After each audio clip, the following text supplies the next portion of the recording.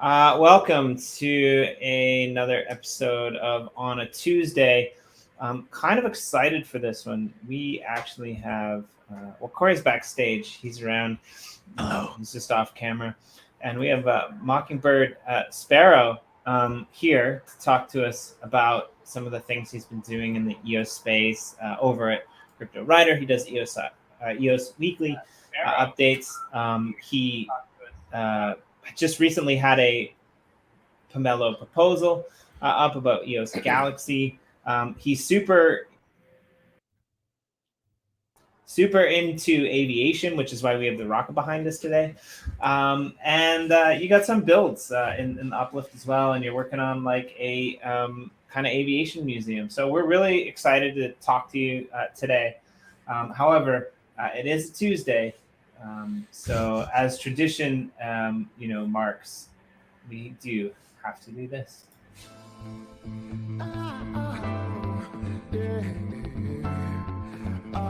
Welcome to Tech Talk on a Tuesday, where Corey and Jimmy talk to smart people about tech that is way above their head, but intensely informative, super fun.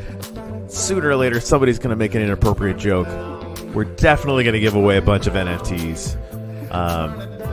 And quite frankly, we're just going to learn the whole time.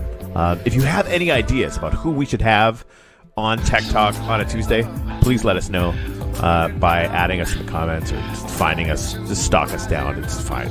Just talk to us. Tech Talk on a Tuesday.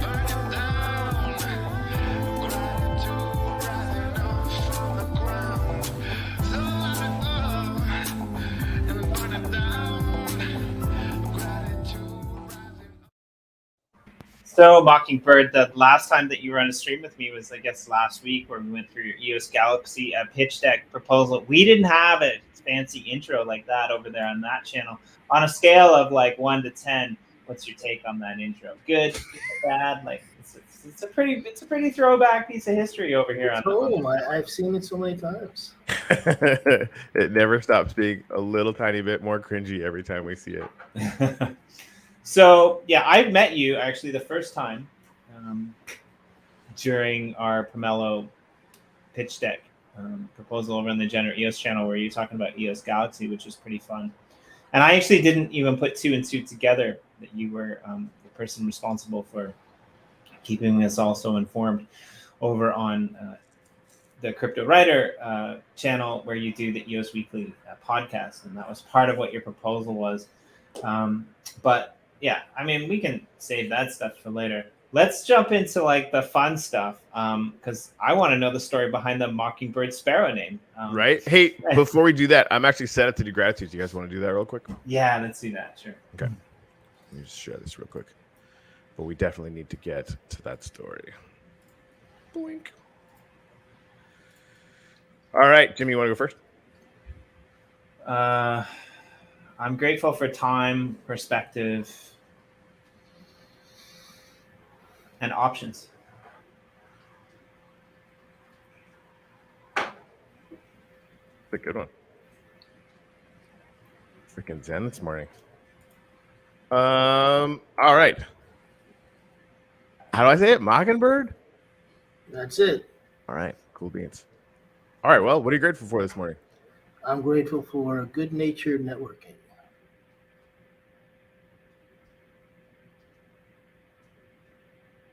I like it.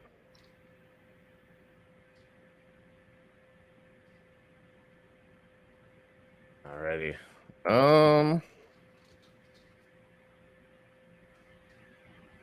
And if you guys are out there in the comments, please, share this out. We might have, I might have messed up the timing, and this might have been live yesterday, not today. But yeah, let's get some people in here because definitely some interesting conversations that we're going to have. I think. I'm grateful for morning walks and haggling this morning. Oh, yeah, if anyone else has, I'll leave this up on the back screen. If anyone is in the comments, if you guys have a short gratitude, by all means, put it in the comments, and I'll throw it up on the giant monument. Anyway, sorry, MachnBird. Let's get down to story business.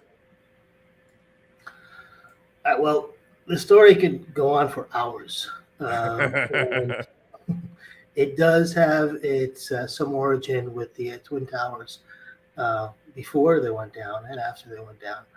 But essentially, think of it as a gamer name from a guy from the 80s who, played the original Atari.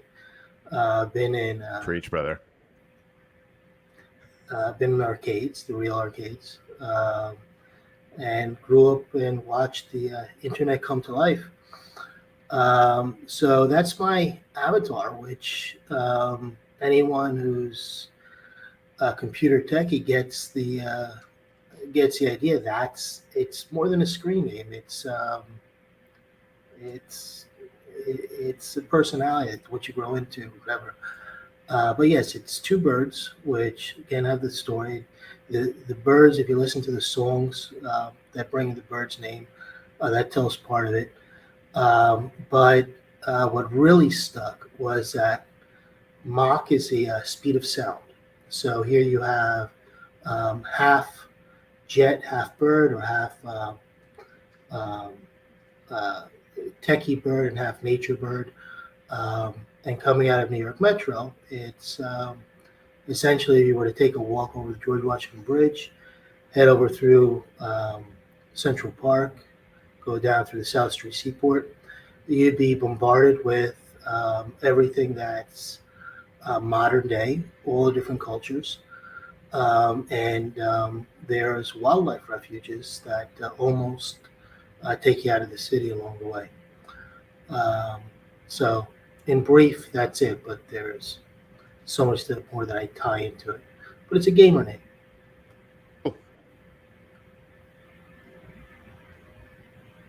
My mic's muted, sorry. But you studied aviation, right? I did. I have a master's in aeronautics. I'm kind of interested to hear about that. Like, I think Corey told me he wanted to go to space before he could walk. I think that was the story. Well, I love hearing that because I also did study some aerospace stuff. I learned to land under New York Class B airspace. But my thesis was attempting to tie in crypto to the aviation world, like aviation miles, rewards, but even more so supply chains. That didn't work out because crypto was too new at the time. So I tied in what technology would be used with crypto, or the best way to use crypto, and that would be some sort of mobile device. So essentially, the final thing that I settled in was how does mobile devices fit into the next generation airspace system that was being built and organized by governments, private companies, independent organizations all throughout the world. America with the lead, but essentially it's building up satellite networks and the infrastructure throughout the world, setting standards and all that. But specifically, how does mobile technology fit in? And I kept an eye out for crypto and blockchain, kind of try to squeeze it in there, but it was a while ago. So.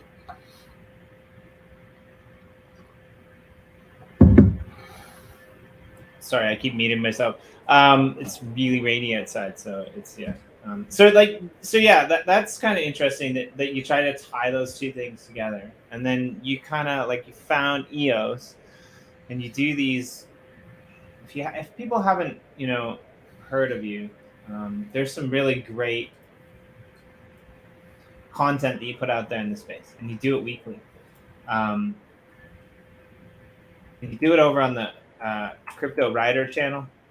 I'll see if I can pull up a link here. Over on the Cryptowriter network, and I just think the amount of content that you throw out there is great. I mean, the last one, you usually tap into, 7 or 8 different stories with screenshots and types of backgrounds and things like that. And I'm really impressed because, Corey and I, when we first started out on this channel, and this is maybe the most relevant time that we've ever played that EOSIO weekly, Tech Talk on a Tuesday. Because when we first started out, just before we kind of branded a couple of these other shows, we came in with our EOSIO update. And we were doing kind of like a similar thing as you. We were pulling things from across the EOSIO space, and there wasn't that much going on Proton or Telos at the time. Wax was just kind of starting to kick off with like Blockchain Heroes and stuff like that. So EOS was still kind of like the main avenue, I guess, for like EOSIO stuff. But like the things that you're putting in these, like this goes back to February 26th, so a little while ago, but like just the amount of content that you're putting in here on a weekly basis, you're doing this all by yourself.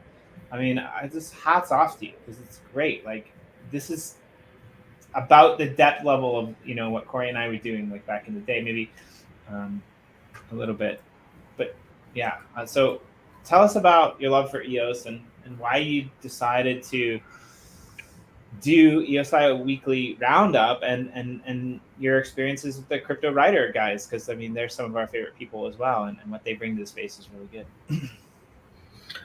Well, I have a bit of an information science background, worked in a library for a little while, and reading the Wall Street Journal and the New York Times since I was a kid. Being updated as quickly as possible back in the 80s by just looking at the front page, and it's not just that you would see what was out there that happened, but as you read the papers together, you begin to see, well, which paper favors which story, which headline hits which headline is on both of them. And the idea is, in the New York Mint, how fast can you get updated, and the breadth of that and how it can be useful. That's the first premise of that. Well, I was approached by the Cryptowriter team to write this. I jumped at the opportunity because coming into the EOS space, I remember what happened with Steemit.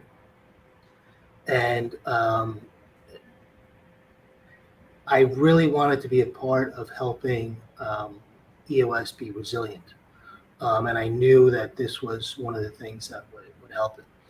Over time, I grew. As you said, things were small. I learned a lot from you guys. When I was first getting into the space, even though I saw it grow from dawn, I wasn't putting these together at the time. So for the people that were, I found that value. The top little spot above the headlines is meant to be a little bit of humor for people that are more in the know. Dude, this is great. Like, I love this. I'm like, do you trust EOS? Probably 99% would say no at this day and time. It's going to be hard to avoid that question now that the EVM Trust Network is here. If you don't know, the EVM Trust Network kind of just came out, I think, last week or so. No account needed to go private on EOS. What ENF flies right by milestones while Pomelians await their matching funds, which we just wrapped up, I guess, last week. What causes more turbulence, EOS plus ETH, or the return of Voice and the growth of Bullish? I'm not excited personally about the return of Voice. They kind of dropped the ball on that one. They can, go. I mean, let the Cryptowriter guys have their moment with MetaCollect. Heck, let's just talk fractally about Eden on EOS. Nice play of words there. But yeah, like, I think it's just your writing style is really fun, and I like it, actually. The rest of it, from the top headlines going down, is as many links as I can fit in, but also if you're new to the space, you'll get something out of it. So the top is for us to be, entertain us, and the links are for us to do links. But I figure sometimes it can get boring hearing the same thing over and over if you already know the story, what happened. So right. That's why the top part is in there. Yeah, and I go through these pretty much every week, and I read. Just so you know, these aren't independent stories. Some of them are, but these are. There's only supposed to be a maximum of 6 to 8 sections in there that keep the reader going through it. So I try to create a story from the stories. EOS has gotten big enough. That's why you see around Eden on EOS, and you see the Fractally section. Those in themselves, the projects and the depth that are going into that are pretty deep. Yeah, I mean, just hats off for that. And you got this EOS chatter thing in there too, where you kind of pull out, what people have been saying on Twitter, and you're pulling like some good stories. I mean, Chintai, if you haven't been paying attention, like go pay attention to that. They're probably the biggest success story over in EOS. Really, I mean, they've done quite well, like Telos type of well,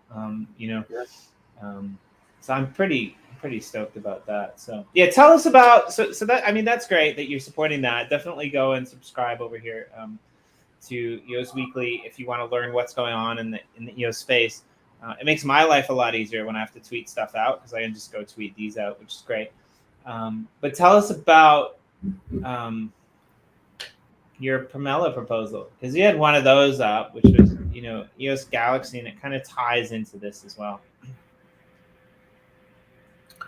Well, EOS Galaxy is not my proposal. It's really meant to be just a descriptive term of EOSIO or Mendel, or how it's going to be used. With EOS as where the recreational station that I'm kind of calling it is orbiting. And it's staying close to home on the mainnet while being able to network and connect with Blacks, Telos, Proton, and really any project that wants to leverage the core technology. It's meant to be informative. It will, in the future, lean toward education and creating neighborhoods or neighborhood feel. If I'm doing a project, I like to present something now, especially if I'm getting funding for it. So I've been using my EOS Weekly notes to create a timeline from the new dawn, or when B1 shifted and the ENF was born. So I like this story. I'm a little bit of a nerd, but let's take a little bit of a pause there, because you told me this story on the pitch deck series, and I thought this was fun.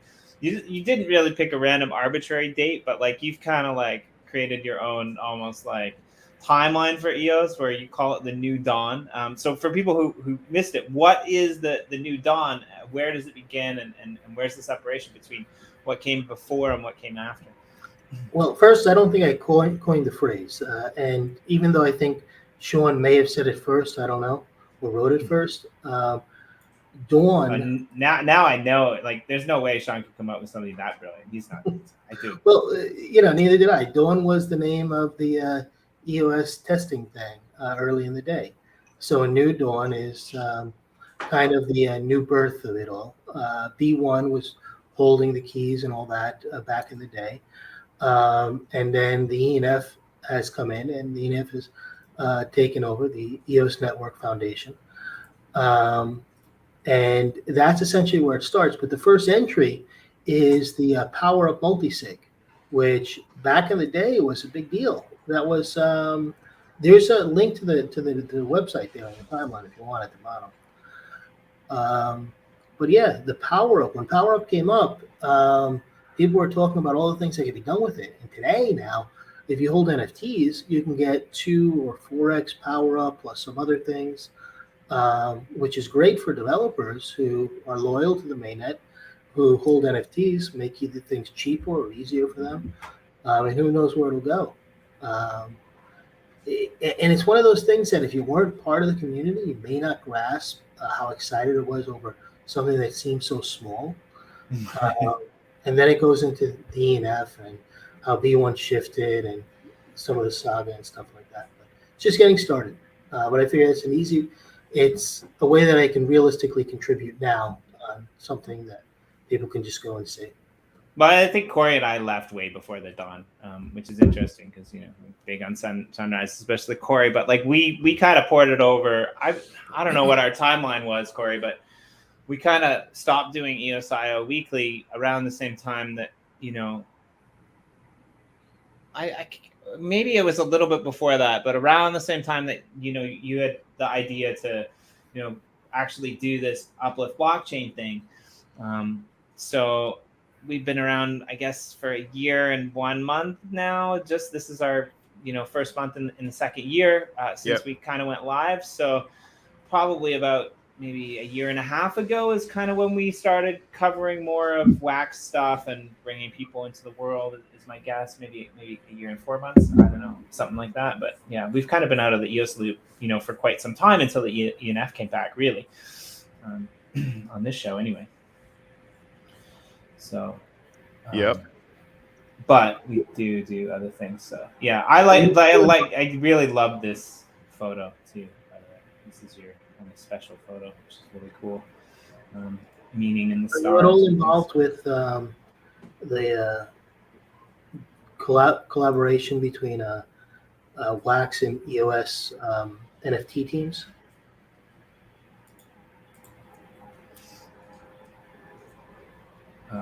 Sorry. What was that? One more time? Sorry, I missed that. Are you all involved, in touch with the collaboration going on between Wax and EOS NFT teams, development teams? Well, I mean, it is the one that you're talking about, that recent kind of ENF initiative where all the chains are kind of sitting in together. Yeah. Telos is in there, and UX is in there. I think Wax is in there. Ultra as well. I think it was before that. It was before that, but it might have evolved into that. Okay. Supposedly, Wax was going to use EOS core guys to help with its some new stuff it wanted to add, and EOS was going to use some of Wax's experience into it. I was just wondering how that's going. I know how functional Wax is and how established it is already. And I see things happen from time to time. So I'm on Wax every day as well. Yeah, well, so yeah, you're in the Uplift. I want to touch on that too, because you've done some interesting things in the Uplift. But before you do that, Corey, what have you got queued up? Because this is pretty cool. Have you seen it yet? I got this sent to me this morning. And it's just one of those things where every once in a while people send us stuff. Every once in a while, every other day, people send us stuff that it just I sort of kind of can't believe that it's happening in the Uplift, and it's all happening in the Uplift all the effing time. It's freaking brilliant. So this is the third one that these guys over at Roundtable Educators have done. They did the first one with the PvP Coliseum event. They did the second one with the Chia Pet fishing derby, and then this is the third one that they did. Now I didn't even know really about the GE team. Grand Prix. I didn't either. The GE guys they've actually been putting in portals in the Uplift World. I wrote a post and we put it on where we had all the alpha.com, so you can read a little bit more about them. But they actually built a community. There's a bunch of them that built a community that were actually putting portals in for other people, for free, basically, helping them out, which is really cool. And then they started this Grand Prix event, which is every Saturday. They've got 3 leagues involved. So, there's some comedy in here, which I definitely appreciated. So, yeah, let's give it a watch. Hats off to these guys, because they're awesome at what they do, really, some of the best videographers. Yeah, it's good cake. All right. Are they expanding the racetrack? This is a different thing. There we go.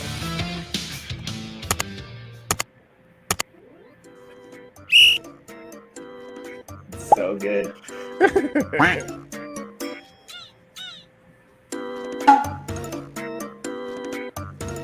Huh?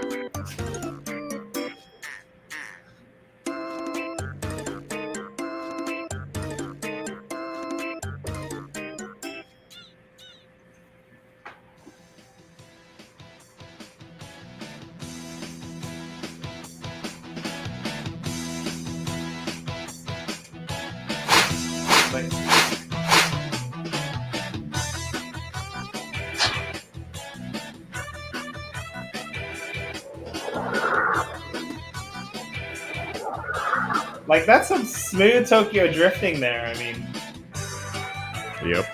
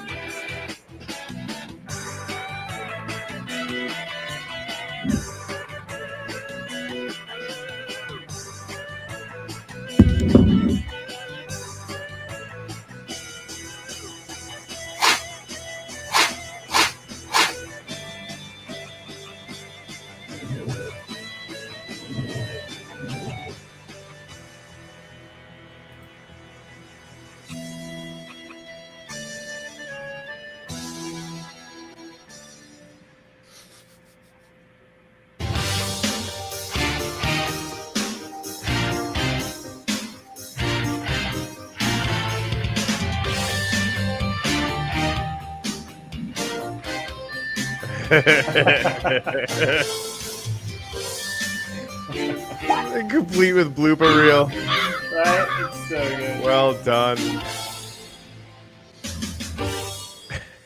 The whole track is getting attacked. That's awesome. Well yeah, done, so guys. this one was over in Gratitude, over in the region of where the first estate sale took place, the only region that wasn't part of the liftoff event.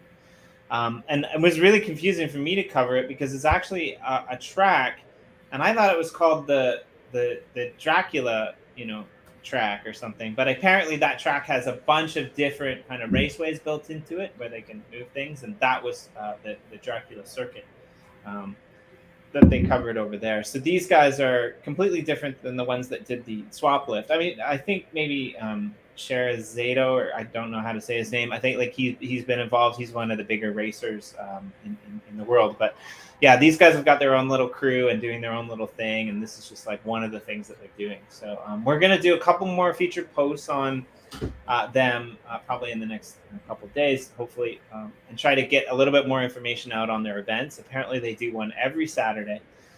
People can join. They give away NFTs. Sometimes they give away minor packs, all other good types of things that just builds community. And there's some pretty solid community members you saw in there as well. Like, I mean, Sidisi was in there, and Sharon Zato. Again, I don't know how to say the name. I apologize. I butchered it. But yeah, it's pretty cool, and like complete with blooper reels. I mean, how can you not love that? So, have you ever, Corey? Have you ever taken? I've never actually been a part of one of these boat racing competitions. Have you done it yet? I think it was like the first one that what's his pickle from Hawaii. Sorry, I know what you mean. In Genesis, put one up, and yeah, it was a blast. I suck, but it was really yeah. fun. I'm really horrible too. So yeah. How about you, MachnBird? Have you ever done boat races in the Uplift? Just a couple. I'd like to. Are you like a baller or something? I could just see you being not an Uplift, not in Minecraft, but I think they were unofficial mostly. It's a heck of a time, I tell you. So you've got a little bit of a show, like a showing in the Uplift. What are your, what are you doing? What have you built? What are your plans? What are you working on for your lands? Well, two major things. Two things I really focus on. One is a sort of altered version of the Empire State Building, which I guess will be a mall kind of thing for all the things I've accumulated in their shops and stuff like that. You can fly through it, so it'll be kind of like a fun thing like that. But really, the thing that I'm most passionate about in Minecraft and Uplift is on the Uplift server is the Aviators Lounge, which is going to be done in all wood, which is a heck of a time. There's also an aquarium there, so it goes all the way down, it goes all the way up. Of course, it's about flying, but it's going to be friendly flying. It's going to be a place to relax for speed junkies, kind of thing. Guys with squirrely eyes. It's a small little plot, but it's nice, and there's water running through it, so it's tranquil and stuff like that. So you're in the process of building it out now, right? You haven't completed. Oh, there's something presentable there. There's something that gives you an idea. If you want to take a look, it's over at 850 2750 or 800 2750 on Uplift. In Uplift. I wonder where I am. How about where's the one in Genesis? Well, they're both in Uplift. They're both in Uplift. Yeah, Genesis is just more of a play around plot, while I learned Minecraft as far as I dug through the world, so you can fly straight down and out through it, and just working different things in there that are kind of trick flying. I think I called it. I don't know. I named it some sort of trick flying thing. I'll see if I can.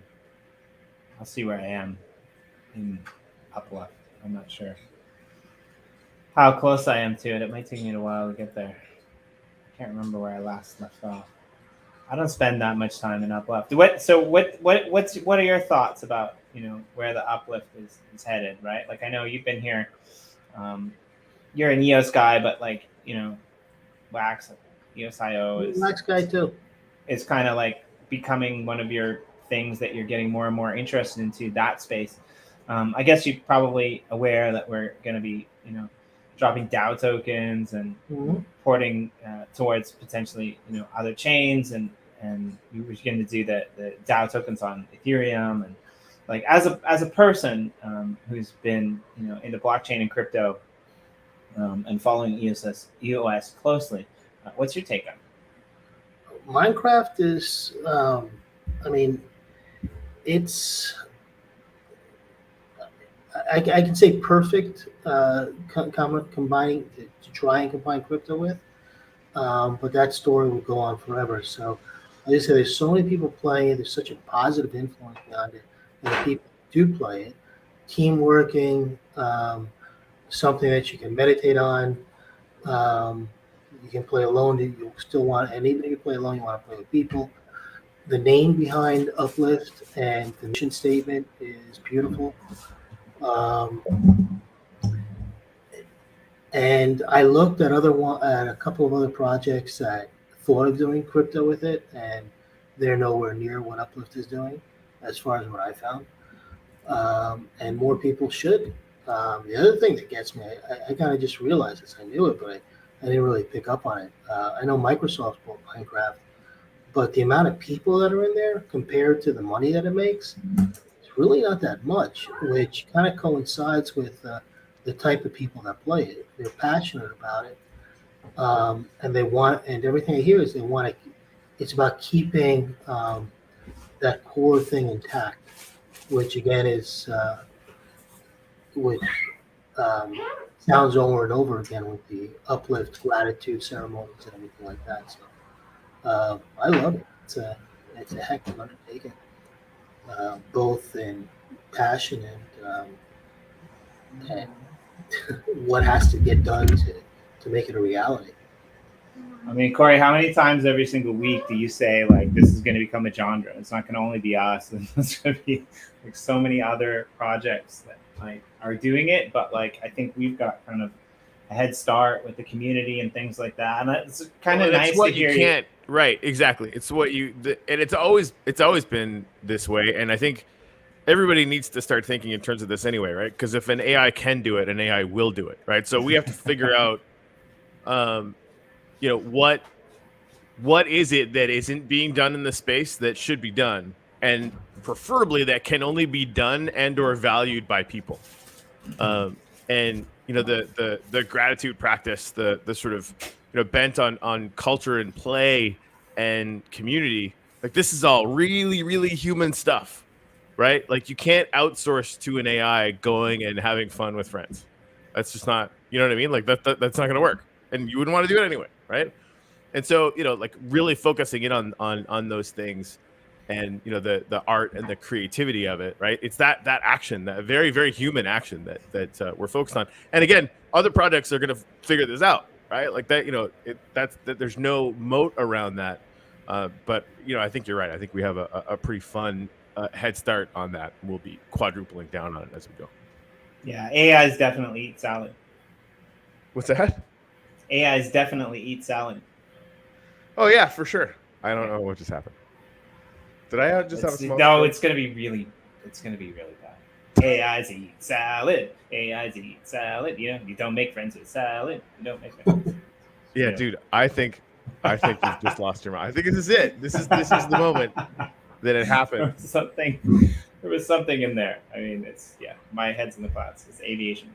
But yeah, like I think I wanted to say, before Corey said that, which summed it up better than what I was going to say, but I like the fact that you picked up on them. The fact that you picked up on the gratitude ceremonies and stuff like that, right? Like that's pretty cool. And hopefully, other people are going to see that, right? Like community and culture, as Corey always says, is baked in to what we are in the metaverse world. And even when you were explaining your plots, it's kind of cool. It's like, those beady-eyed guys that, are, bopping around, which apparently is me now. They're going to want to come and hang out in this aviation lounge, right? And so I think that's pretty cool. So. Chris, I'm glad I was here for the moment. Oh, you guys can't see me. There was bunny ears involved in that. So, yeah, and again, there's a few people that have dropped in. So if you have gratitudes, Corey said he'd be more than happy to put them up. We're going to do that. Also, I don't know, Corey, are we going to give something away today? Have you been doing that? Yeah, let's do it. Let me load it up.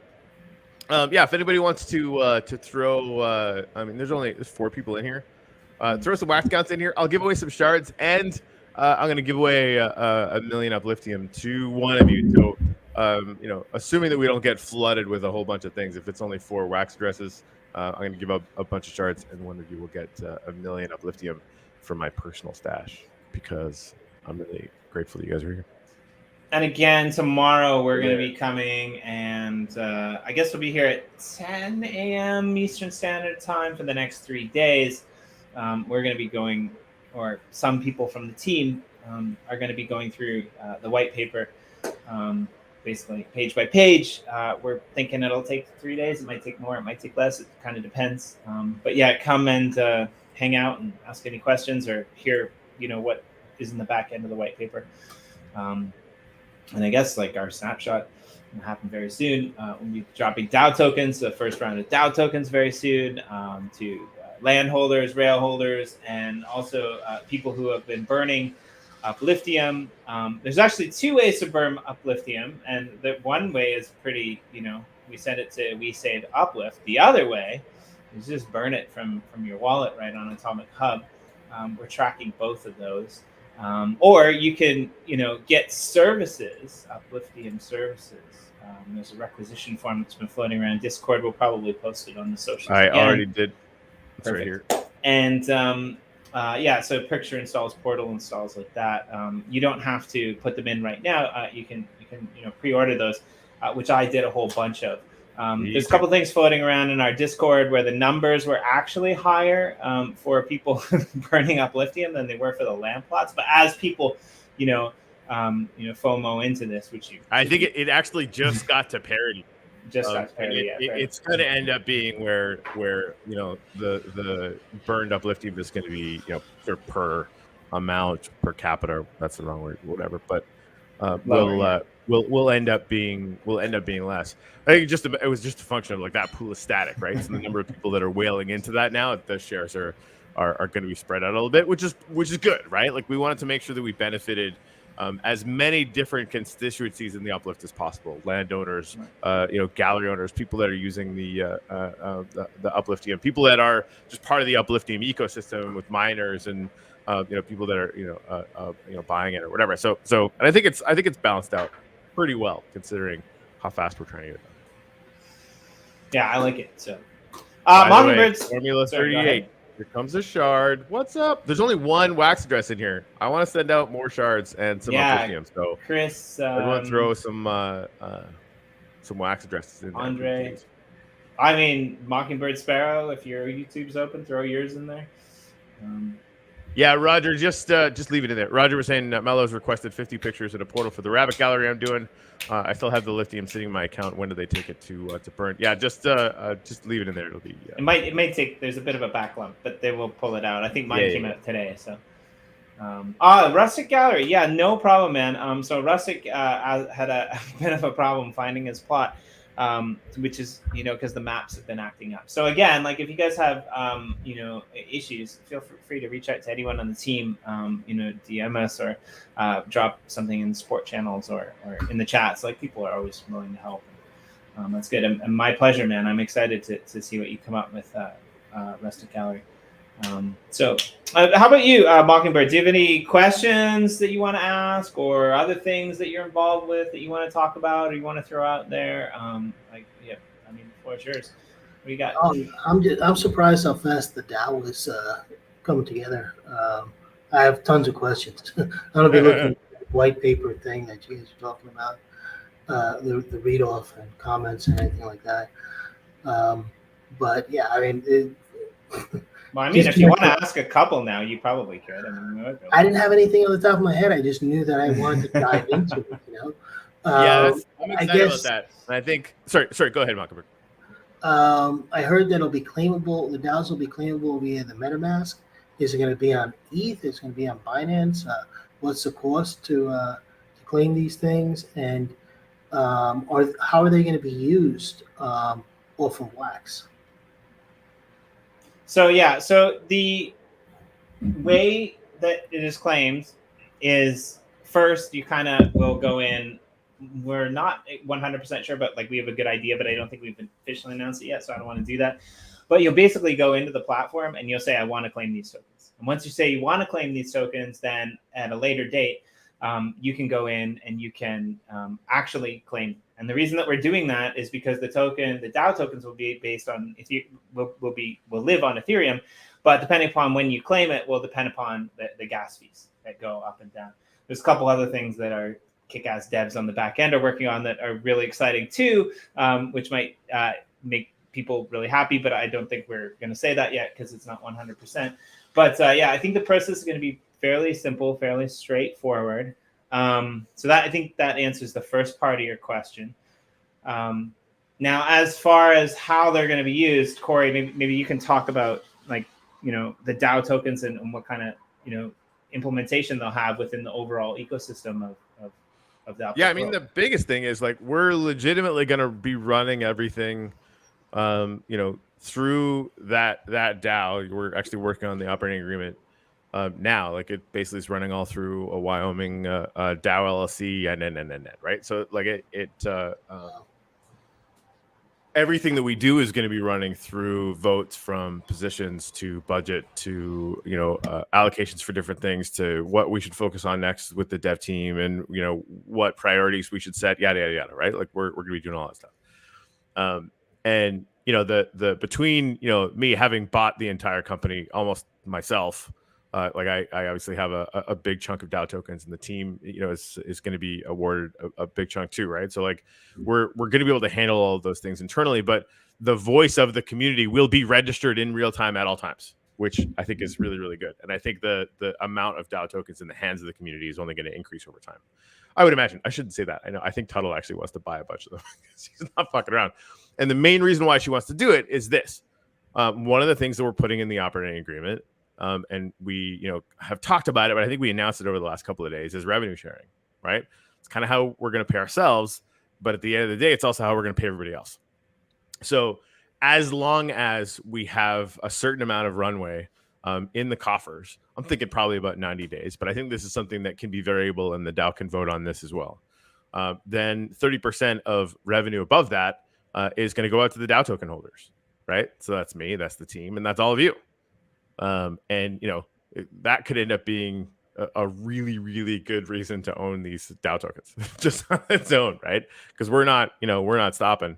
And so that you'll effectively be part owner in a very kind of real way, and we're gonna organize how that revenue ends up getting out into the ecosystem so that it's totally transparent and everybody can sort of understand what it is that they're getting, and then understand what our priority should be as a DAO and as a business, right? Because like how can we not only get in my mind anyway, not only how do we get like a really good bunch of revenue in, because that way we all benefit, but how do we set it up after the fact so that we have a fund so that the servers never die, we have a fund so that the basic running of the ship, never mind all the cool dev stuff that we want to do, but the basic running of the ship, we have enough capital that just the interest on that capital is paying for that. These are some of my priorities anyway, but again, once we get to the DAO, we're going to have proposals on all those things, and everybody's voice can be heard on it as well. So basically voting power and revenue share, I think, would be the two main things. Well, and the ability to like be able to propose things potentially as well, and like sit on committees and guilds is all kind of baked into that as well. And like a lot of this will be covered again in the white paper chronicles that we do. Probably, I would imagine we'll probably get to this part around Thursday. It's probably about halfway to 3/4 the way through the white paper, and we're going to go through it page by page, but we'll probably cover it in a bit more detail then as well, for anyone who wants a little bit more depth on the specifics.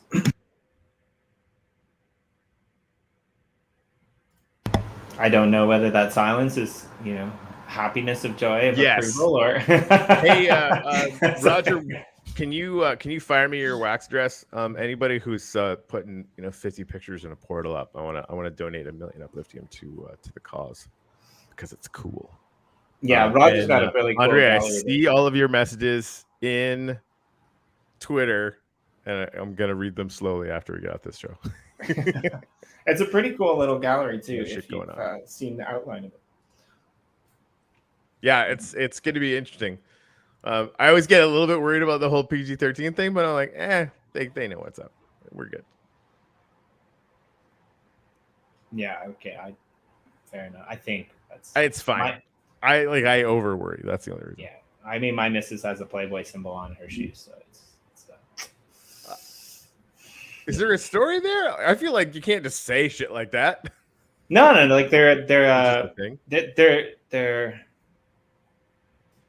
I think they might actually be Playboy shoes. Like well, there you go. Well, and it's like cartoon bunny NFTs and stuff, right? Like, no, I think it's totally fine. I mean, like, and what was it like? Who Framed Roger Rabbit? What was like that? That was PG-13, and I mean that's right? Yeah, Roger, I totally get it, man. I should just drop my mouth. I'm worrying for nothing. Right. But we've covered up most of this. So. What else have you got, Mockingbird? I'm excited that you came and joined us today. I was super stoked to have you here and get the backstory and touch base. Like I said, I've been a fan of yours for a really long time without even knowing who you are. And if you haven't done it, definitely go and check out EOS Weekly. There's some interesting things happening over there. I mean, I didn't actually know that they contracted you to come and write for them, which is pretty cool back in the day. So that I think right there says a lot. But if you don't know, that's the Cryptowriter people now, Meta Collect, have kind of added the Mongs and Finnies and the Crunks to their whole thing, as well as Underground. You've probably seen us here with NFT Joe talking about it. And they're doing some really cool stuff. And they're actually going to be launching the first NFT marketplace, essentially, and on EOS, which is going to be really cool. That's where they're going to live, well, for the first little bit. They're also probably going to branch out to Wax and Tezos and Ethereum and Terra shortly after that. But the first one will be on EOS. I mean, Pomelo is happening. I don't know, like, what's your sentiments on EOS now that ENF have taken it over? Like, are you bullish? Have you always been bullish, but now you're like on EOS? Well, first, just a little thing. I think the collect token is ready to go from Meta Collect pretty soon. They outlined a few things, and I believe it's going to happen on Ethereum with the Ethereum Finnies or the Underground. I'm not sure how well that's going to work out, but the miners from Ethereum will bring them out first. Yeah, so I think that people will get dropped the collect tokens on Ethereum, but I think it'll probably work out in the same way that it was for the free Finnies. Don't quote me on this, but I think this is what Sean said on one of our episodes not so long ago. I think what'll happen is you'll actually have to use your own gas to be able to claim them on Ethereum. They won't be just dropping them to you, because it is quite expensive to do the gas things, but you'll get like a claim link or something.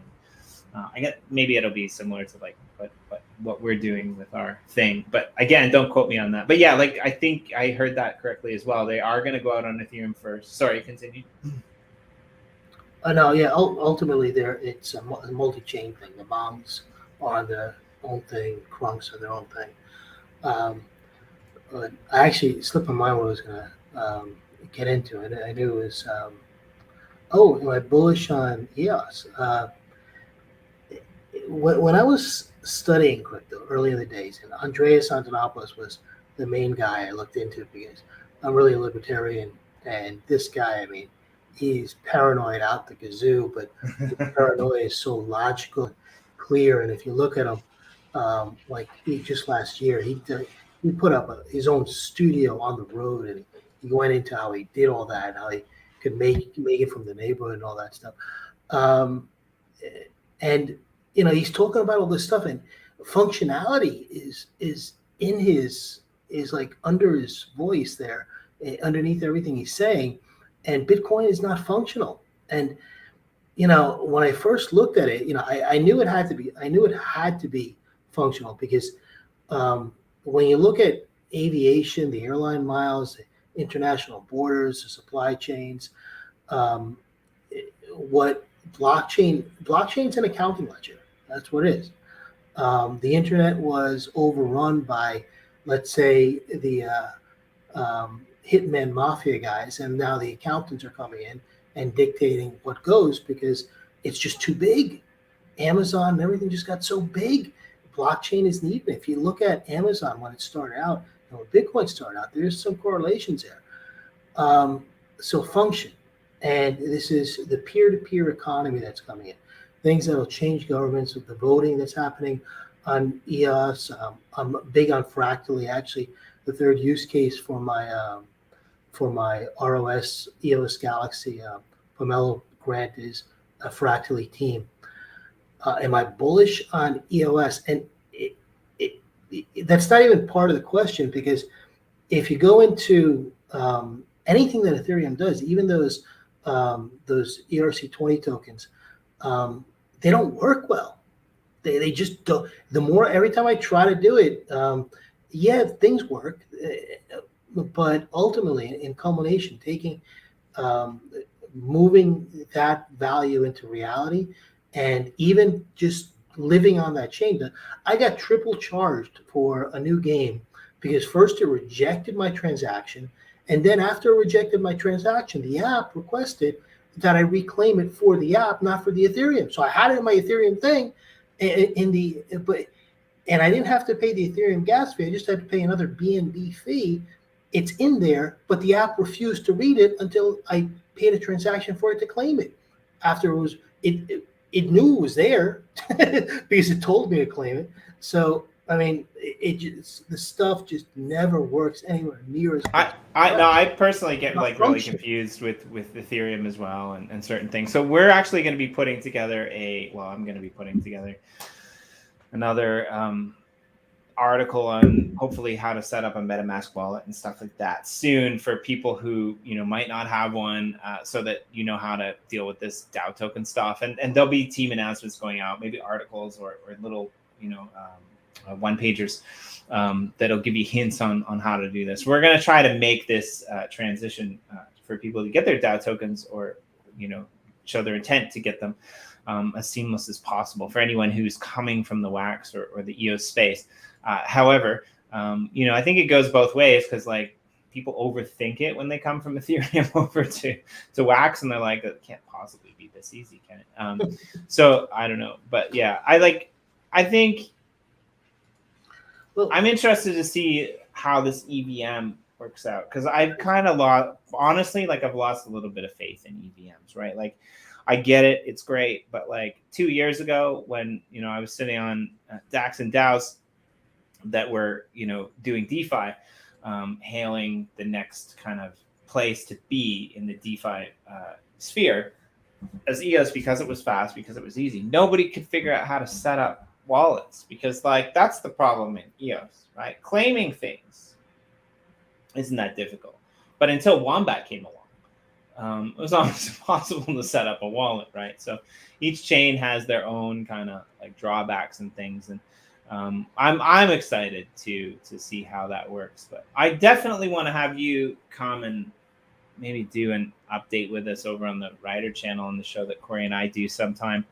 Maybe we can do a MachnBird Sparo top 10 of projects to watch in the EOS or the EOS.io space kind of episode over there. That might be kind of fun. I'd like to see your take in, I don't know, 3 or 4 weeks, even, a month or two after the Pomelo grant funding has went out, and we see what people have built, and we've seen, how this Fractally thing is paying out, because the recent Eden election just happened a couple weeks ago, so there's a whole new team in there, Brendan Lovejoy and Aaron Cox and I think Chris Barnes and the guy from I always forget his name, John Williamson. I think they were on the committee before, from Violet, And they've all kind of moved off, and there's new people that are sitting on that team now. We've got the EVM that they're talking about that. So I would love it if you would come back and join us over on an EOSwriter podcast,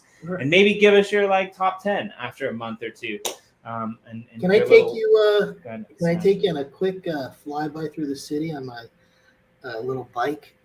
Just to give you an image here. Yeah, sure. Yeah, throw it if you throw it in the share. If you throw it in the share link down this below. was going to be like a little sort of poem or artistic thing. Okay. All right. So,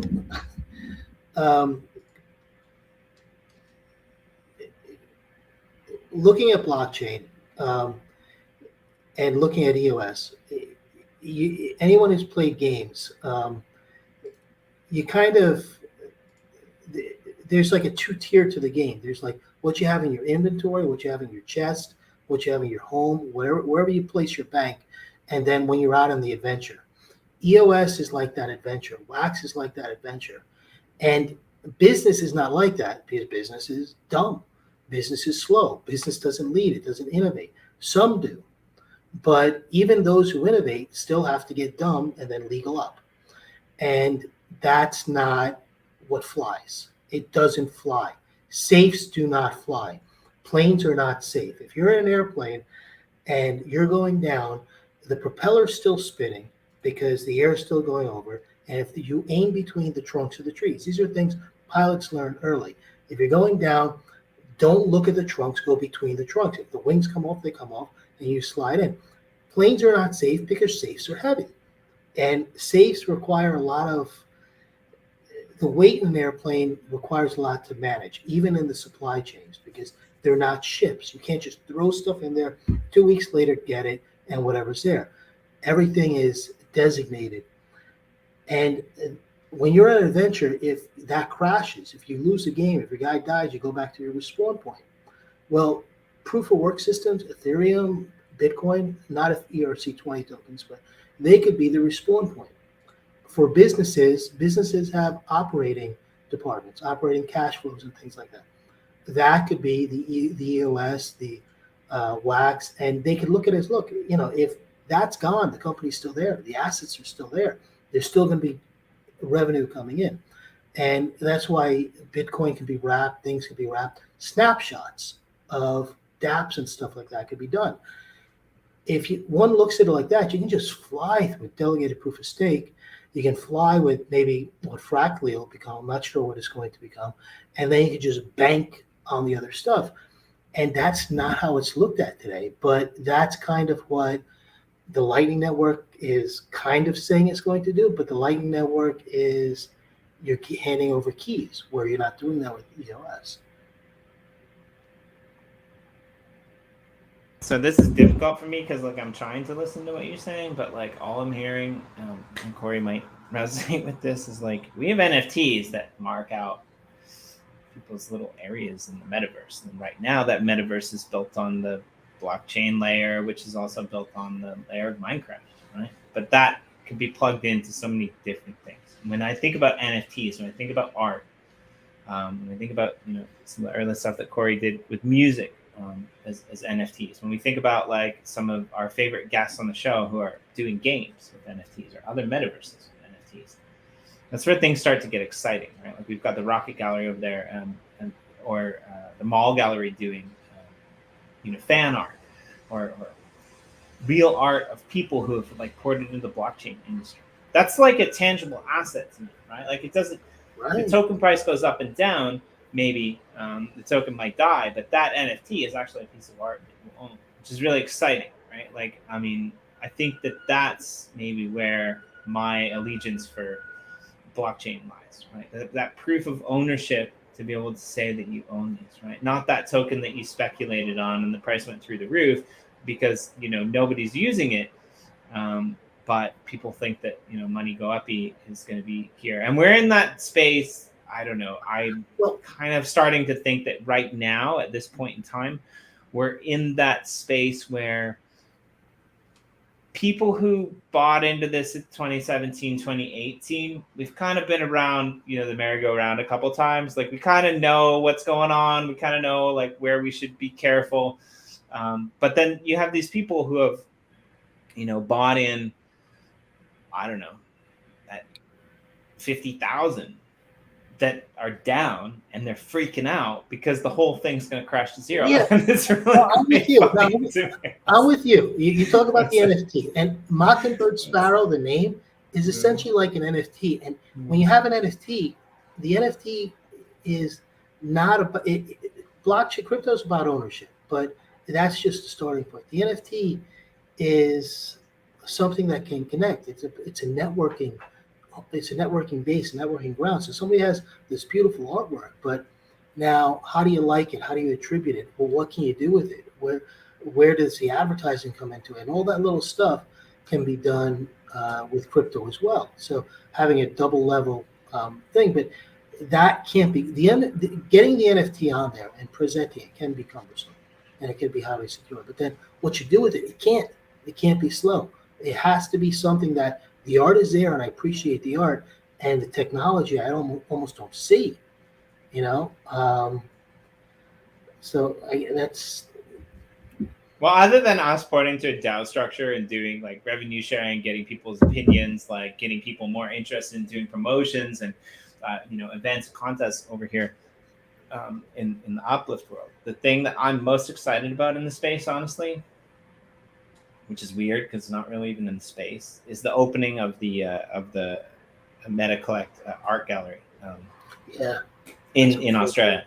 And basically, I think it's going to be probably this quarter. I think like they've got the screens up. They're only going to be showcasing NFTs that people own in various shows throughout this whole gallery. And I'm hoping, I don't know, some little bird might have told them that what they should do is set up a back room that allows people to come in and tour through their plot in the Uplift world from one of various computers, which would be really actually quite fun if they could do something like that in the metaverse sectors that they're in. So yeah, but I mean, like, honestly, like, if you don't know who MachnBird Sparo is, go read some of his stuff. Like, I mean, he's one of the most knowledgeable, in my personal opinion, just for sheer grunt work and research in what's happening in the EOS space.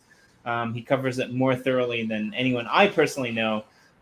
So definitely, shout out to you and all that you do. And I hope that like you can come back or we can have the chance, like I said, to do the top 10 and hear some of your random walkthrough stories, and hopefully get on. I should have been on the ball, but like get on flying through one of your builds in Uplift or something like that. I think that would be super fun too. So. Evan, thanks for joining us. Corey, do you have anything else before we go? Yeah, I'm actually making a tweet right now about Ethereum projects. I want to get introduced to a bunch of them and have them on the show. We've got something pretty special planned, and so if there is any Ethereum projects that you guys know or like or have any relationships with, they're going to want to talk to us. Because we're going to be able to potentially hook them up with something that is going to be really historic and probably very, very valuable. All right, let's go with this one today.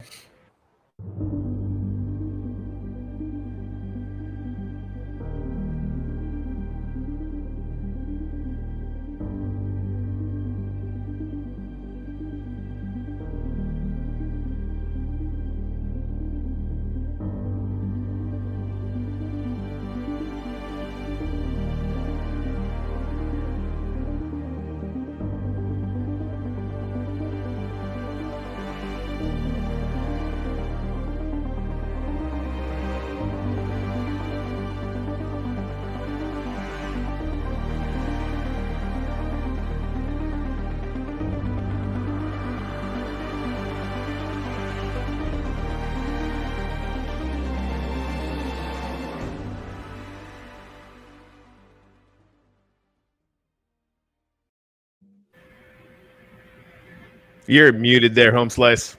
Value it was going to be so I just should have started talking That- like you that- moving your face, and I would just be like, blah, blah, blah, blah, blah. value in the crypto space is attributed to many forms, but one of the things that I love about being part of this founding team of the Uplift World is value in the Uplift World is attributed to those people who are in there that are building blocks of inspirational value.